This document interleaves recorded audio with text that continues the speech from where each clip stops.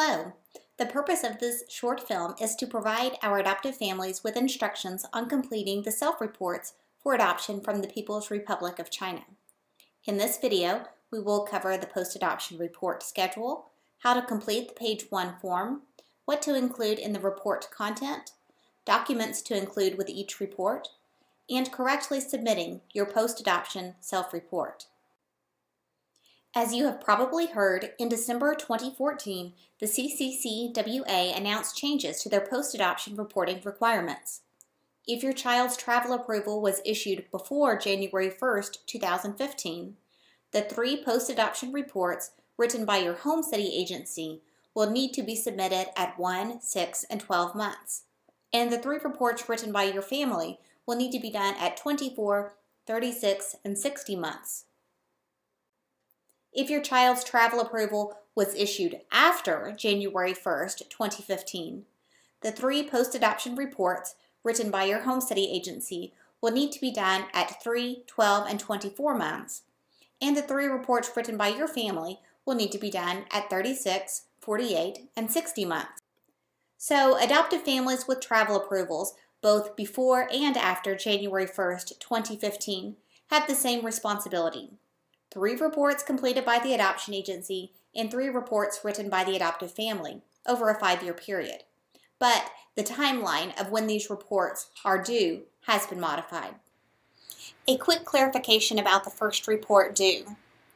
The CCCWA's new schedule requires that the report be submitted at 6 months following the child's arrival. This delay in a social worker visiting with the child and family has caused considerable concern among many adoption agencies, because problems with adjustment issues can best be handled when professional involvement is applied as early as possible. Social workers who are well trained in adoption issues can identify challenge areas with observation and interview, and provide the family with the support, resources, and reassurance they need to best succeed in the new family relationship. However, we also recognize that the requirement for the first month meeting can be difficult for families and children newly home and recovering from jet lag, new responsibilities, medical appointments, sleep issues, etc. And now, with the 1-month report no longer needed for families with travel approval after January 1, 2015, retaining the 1-month report requirement would also be an extra expense to the adoptive family. Therefore, the compromise that we have settled upon is for our adoptive families to do the first visit with the adoption agency social worker at 3 months after arrival. The report written from the 3-month visit will be submitted to the CCCWA on or before that 6-month due date. Now, some home study and other child placement agencies will be retaining the requirement of the 1-month visit. We trust each agency's professional guidance and opinion on this visit. If your home city agency continues with the 1-month visit requirement, please cooperate. Additionally, All Blessings International wants you to know that we are here to help. We are available to support you with post-adoption challenges that may occur. We have highly experienced staff members, including 4 on our social services team that have completed professional training in trust-based relational intervention. If you experience problems, you're not alone. Many adoptive families and adopted children struggle in the first few days, weeks, and months together. We have worked with lots of adoptive families, and we have ideas to help. Access to our social workers, your social workers, is only a phone call away. For your post-adoption self-report, you will need to fill out the page 1 form. It looks like this.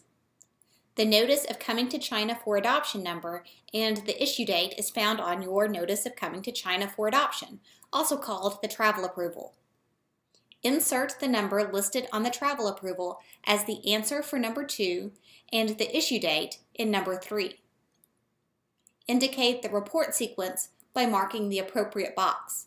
This is easily done on Microsoft Word by selecting the box and choosing black highlight. You will insert the child's Chinese and adopted names at 5 and 6. Please fill them in with all caps.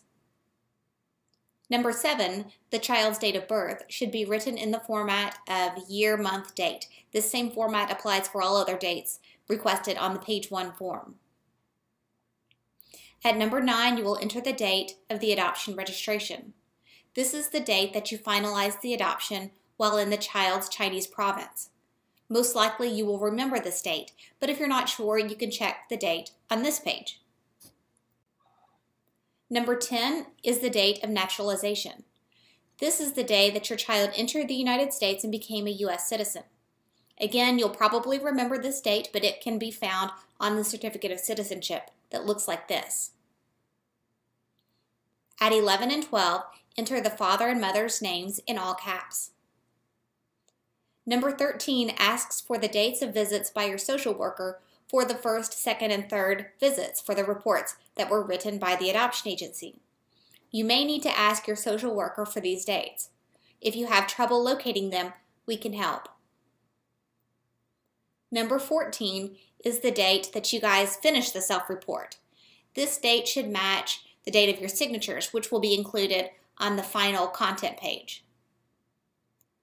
And finally, 15 is whether you agree that the pictures and reports can be used for publicity by the CCCWA. Check agree or do not agree by selecting the box and highlighting in black. As for the content of your self-report, the first section is about the child's bonding process. In this section, you can explain how your child has bonded with your family and give information to support your statements. An example of this section may be, we feel that Jane has bonded very nicely with our family. In the 2 years since she has been home, Jane has gone from a reserved and shy child to a bundle of fun. She likes to snuggle and be held. She trusts what we, her parents, say to her.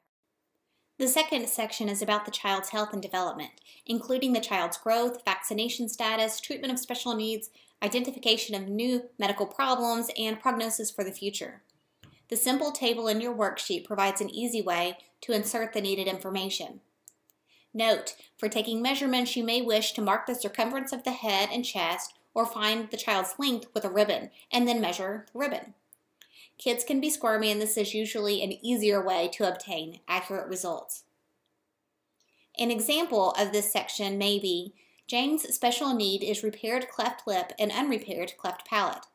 Jane had surgery in March 2014 in Cincinnati, Ohio with Shriners Children's Hospital to correct her cleft palate. She remained in the hospital for 1 week to recover, and after discharge, she was required to remain in arm restraints for 1 week at home, so she did not unintentionally damage her healing palate. Within 2 weeks from surgery. The third section is about the child's daily life.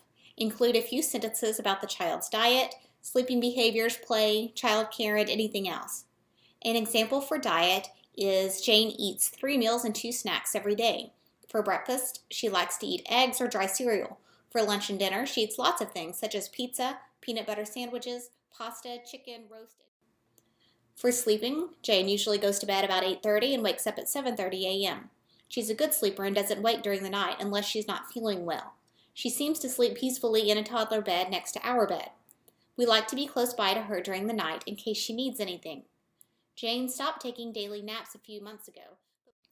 For play, she loves to play with her baby dolls and is very sweet in taking care of them.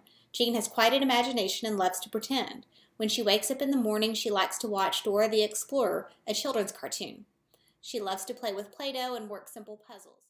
For childcare, I, Mom, Elizabeth, stay home with Jane. We don't have any outside babysitting needed. I love being home to raise our daughter very much, and this arrangement works well for our family.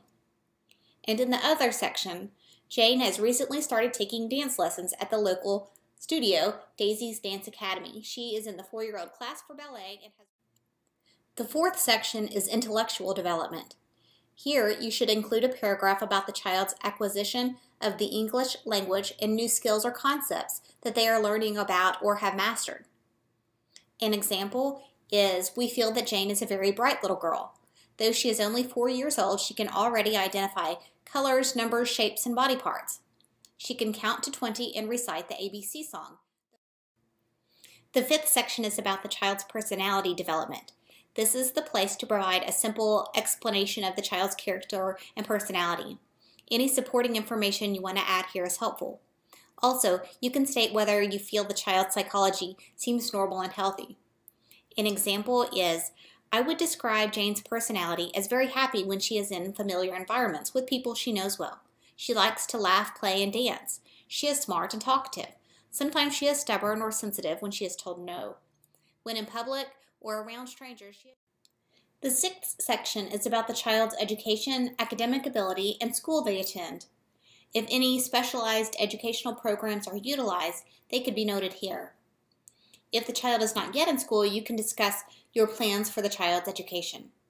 An example is, next year when Jane is 5 years old, we plan for her to attend preschool at Evermore Nursery School. This is a private school attached to Evermore Church where she will learn early reading and math, as well as social skills related to sharing, compromise, and making friends. The seventh section is on the opinions of the adoptive parents and relatives about the adoption process and the child's adoption. This is the place to report on your feelings about adoption from China and how the extended family feels about the child. An example is, we are very satisfied with our daughter and the adoption. It feels as if she's always been a part of our family and we love her very much. All of our family members, friends, and neighbors also love Jane. We have encountered many positive reactions to our adoption, and in fact, we have a family member, John's sister Megan, who is thinking of adopting a Chinese child. In the eighth section, you will note how the community has accepted the child. For example, we currently live in an ethnically diverse neighborhood in a suburb of the large city of Louisville, Kentucky. As such, there are lots of Asian people living and working in our community, as well as many Caucasian, Hispanic, and African Americans. The neighborhood and community have warmly received Jane. So far, we've had no noticeable incidents. For the ninth section, major changes in the adoptive family should be documented. For example, if you have changed addresses, have had any addition or subtraction to household members, serious medical diagnoses, changes in employment, or new criminal history, they can be stated here. For example, we continue to live at the same address that was approved during our adoption home study in 2010. John continues to work for the Toyota Auto Mall, but has been promoted from sales associate to sales manager. A significant pay raise came with the promotion, and he very much enjoys his new position. Section 10 is about any other matters which you would like to report to the CCCWA. There is not usually much to say here, but many times families will want to express their gratefulness to China for bringing the child into their family. An example is, we don't have anything else to report. We are very happy with our daughter and love her very much. We are thankful to the People's Republic of China for the opportunity to adopt this wonderful child. And Section 11 is just for the adoptive parents to affix their signatures. The date here should match the date on the page 1 form that acknowledges when the report was finished. And if the child is over the age of 10, the child should also sign in this section. In addition to the page 1 form and the report content, there are other documents that must be submitted with each self-report. They are a copy of the Notice of Coming to China for Adoption, this one, a copy of the child's Certificate of Citizenship, this one. If the child is over the age of 10, an essay voluntarily written by the child. For the adoptee essay for children aged 10 and over, it should include a description of the child's life in the adoptive family, their school experiences, relationships with teachers, classmates, and friends, and interests in extracurricular activities. And 8 photos of the child. The photos should be submitted 2 per page and include identifying information about the child, their Chinese and adopted name, birth date, adoptive parent's name, and report number. Each photo should have a caption of who is included, what is happening, and when and where the picture was taken. One photo should have all members of the immediate family included.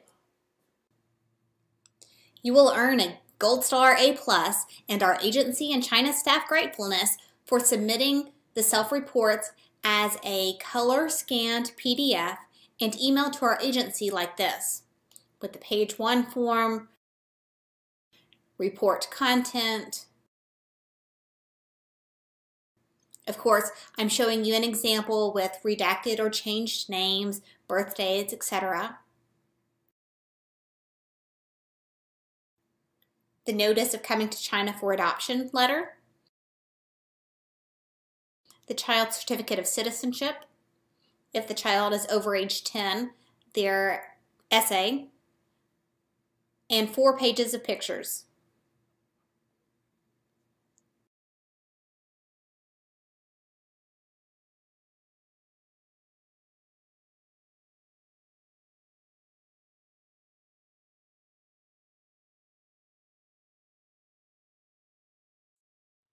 Thanks for watching.